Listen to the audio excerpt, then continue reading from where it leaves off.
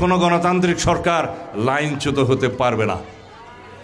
আমরা এমন একটি সংসদ বিনির্মাণ করতে চাই যে সংসদে কত নৃত্য গীত হবে না, সেই সংসদে মানুষের কথা বলা হবে, সেই সংসদে বাংলাদেশের উন্নয়নের কথা বলা হবে, বাংলাদেশের গণতান্ত্রিক অধিকারের কথা বলা হবে, সেই সংসদে মানুষের জন্য আইন প্রণয়ন করা হবে যার মধ্য দিয়ে বাংলাদেশ এগিয়ে যাবে। আমরা এমন একটা সংসদ চাই যেই সংসদে কোনো রকমের সন্ত্রাসীদের জায়গা হবে না, যেই সংসদে নৃত্য গীত হবে না, যেই সংসদে শুধুমাত্র প্রশংসার স্তুতি বাক্য প্রচলন হবে না, সেই সংসদে বিরোধিতা থাকবে, মানুষের জন্য কথা বলবে। এমন একটি সংসদ করে আমরা বাংলাদেশের মানুষ পৃথিবীর বুকে আমরা নজির স্থাপন করতে চাই। সেজন্য বলি, আগামী নির্বাচন হবে বাংলাদেশের অগ্রযাত্রা কোন দিকে যাবে সেটা নির্ধারণের নির্বাচন। আগামী দিনের নির্বাচন হবে বাংলাদেশের মানুষের প্রকৃত গণতান্ত্রিক অধিকার বাস্তবায়নের নির্বাচন, এবং আগামী দিনের নির্বাচন হবে শহীদের রক্তের উপরে দাঁড়িয়ে আমরা যে অঙ্গীকার করেছি, যে প্রতিশ্রুতি করেছি, সেটা বাস্তবায়নের জন্য একটা নির্বাচন। সুতরাং আমরা আগামী নির্বাচনকে মনে করি এই জাতির ইতিহাসে সবচাইতে গুরুত্বপূর্ণ নির্বাচন। আগামী নির্বাচন এই জাতির বাক বদলে দেবে, এই জাতির গণতন্ত্র দৃঢ়ভিত্তির উপর দাঁড়াবে।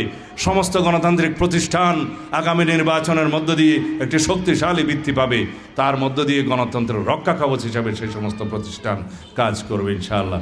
আমি হয়তো অনেকগুলো কঠিন কঠিন কথা আপনাদের সাথে বললাম, কিন্তু এই কথাগুলো যেহেতু জাতীয় ভিত্তিতে প্রচারিত হবে সেই জন্য আমার বলা। এবার আমি আমাদের স্থানীয় ভাষায় কথা বলি যদি অনুমতি থাকে। উপস্থিত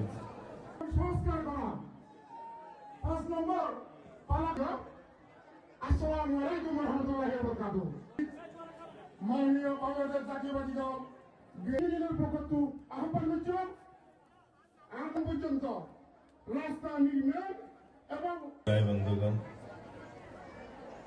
বিএনপি কোন নাগরিককে তার অধিকারের জন্য রাখতে পারত না, বহিরাগত সন্ত্রাসীর কারণে।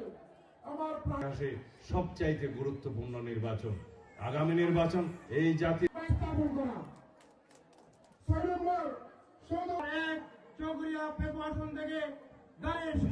পক্ষের শক্তি। আমাদের স্লোগান হচ্ছে সবার আগে বাংলাদেশ।